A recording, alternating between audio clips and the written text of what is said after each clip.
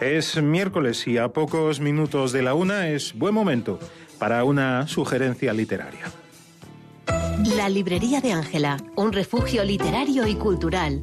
Libros y objetos curiosos. Librería singular especializada en editoriales independientes. Un espacio cultural concebido para dar visibilidad a autores noveles y a todos los consagrados que nos quieran visitar.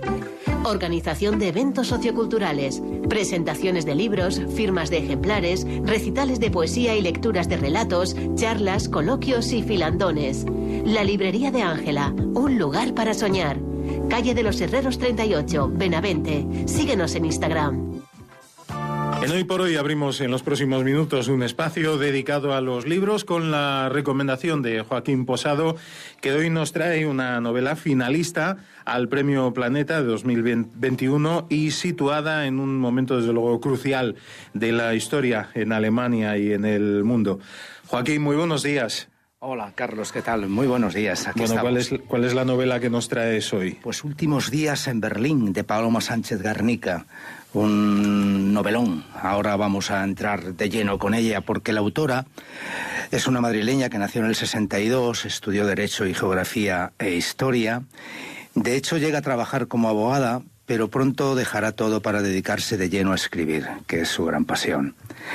En 2006 publica El Gran Arcano y ya cada 2 o 3 años sacará un nuevo libro. En el 16 recibe el premio Fernando Lara de novela por Mis recuerdos más fuerte que tu olvido. En 2019 publica La sospecha de Sofía, en el 21 es finalista del Planeta por esta novela que hoy traemos, Últimos días en Berlín, y ya en el 24 gana el premio Planeta por Victoria. Por cierto, estas 3 novelas forman la trilogía que tiene a la ciudad de Berlín como escenario principal. En el tiempo, además, en el que el nazismo es protagonista de alguna forma, bien en el aspecto político, bien porque ocasionó la Segunda Guerra Mundial, porque la ciudad de Berlín acaba dividida por un muro, en fin. En una entrevista, la autora llega a afirmar: las cosas que sucedieron a gente como cualquiera de nosotros, y estas cosas pueden volver a suceder. Y por lo tanto depende mucho de cada uno de nosotros que no pasen. Así que estamos ante una escritora que se exige mucho a la hora de escribir. La tarea de documentación para esta trilogía, por ejemplo, ha sido inmensa. Supone un ingente trabajo de investigación documental, archivística, que hacen posible que leamos cada página con esa impresión de verosimilitud que toda buena historia debe tener. Uno sale de la lectura convencido de estar conociendo verdaderamente cómo se vivía en aquel momento histórico y en aquellas circunstancias. Nuestra escritora de hoy tiene gran mérito en este trabajo. Vamos allá con nuestra novela Últimos días en Berlín. Mirad, había oído críticas, había leído referencias, reseñas. He tenido algunas dudas, porque es cierto que de la editorial Planeta a veces premia libros de encargo, tipo bestseller, que francamente no me gustan mucho. Pero al final me he decidido. Este novelón de 640 páginas se lee fácil, tiene un estilo ágil, directo.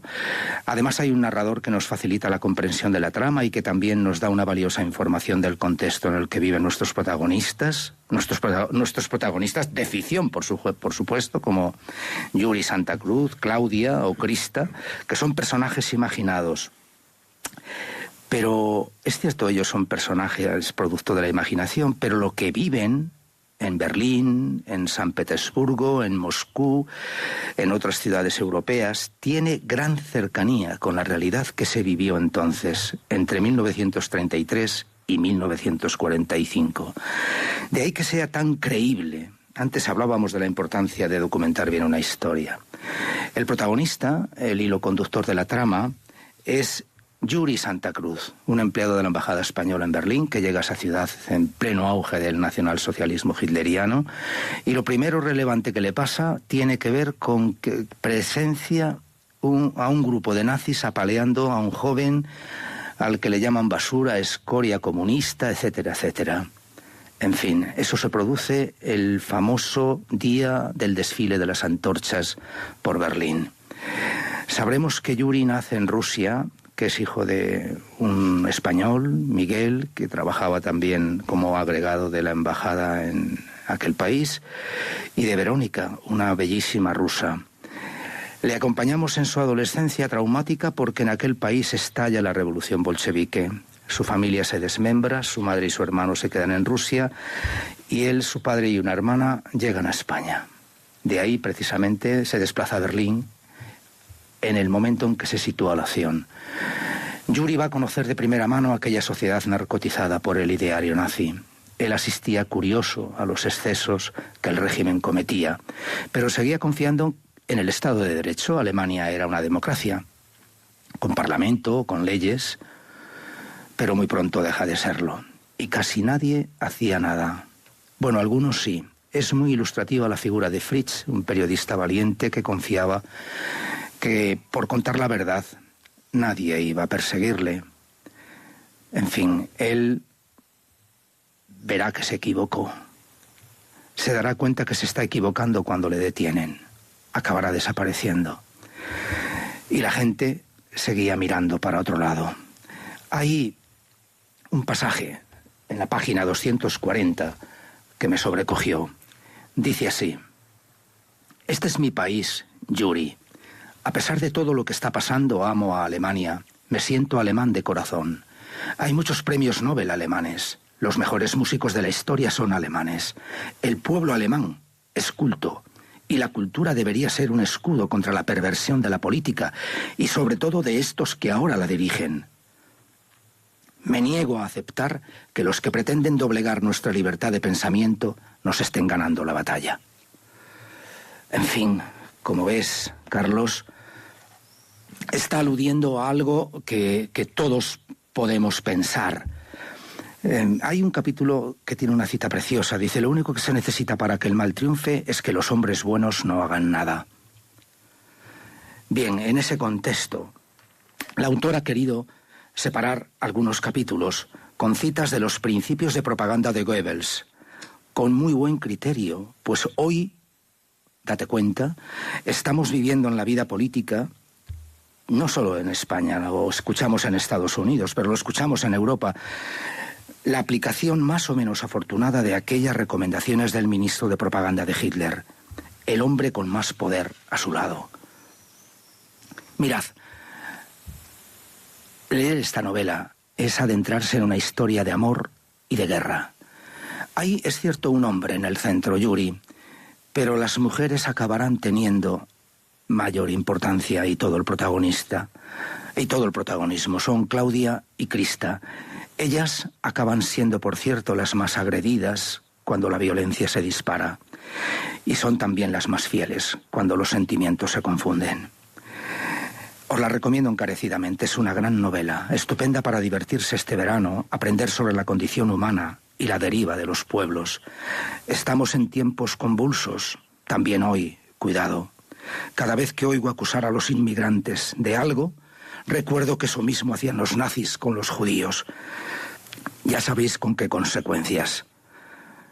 Adelante, no os perdáis esta novela, disfrutad leyéndola. Buen verano. Es curioso eso que comentas, Joaquín, porque cuando pensamos en aquel periodo parece que es algo que solamente está escrito en los libros, en este caso en este libro de Paloma Sánchez Garnica, pero ocurrió y desde luego es muy importante tenerlo muy presente siempre porque nadie dice que no pueda volver a ocurrir, ¿verdad? De ahí la importancia de la memoria, esa memoria a la que tantos niegan. Que se le preste atención, ¿no? A que repasemos y aprendamos y estudiemos qué pasó antes para no cometer los mismos errores. Pero hay problemas, como sabes, para ponerlo eso en marcha. Bueno, pues es el relato de la vida cotidiana, entre comillas, de esos personajes que, huyendo de una revolución, llegan a tiempo de ver el ascenso de Hitler al poder en la Alemania de 1933. Desde luego, el punto de partida del libro es al mismo tiempo estremecedor y fascinante, ¿no? Pues esa es la recomendación de Joaquín Posado para la jornada de hoy, últimos días en Berlín, de Paloma Sánchez Garnica. Joaquín, que vaya muy bien, hasta la próxima. Igualmente, gracias a vosotros. Hasta la próxima. La librería de Ángela, un refugio literario y cultural. Libros y objetos curiosos. Librería singular especializada en editoriales independientes. Un espacio cultural concebido para dar visibilidad a autores noveles y a todos los consagrados que nos quieran visitar. Organización de eventos socioculturales, presentaciones de libros, firmas de ejemplares, recitales de poesía y lecturas de relatos, charlas, coloquios y filandones. La librería de Ángela, un lugar para soñar. Calle de los Herreros 38, Benavente. Síguenos en Instagram.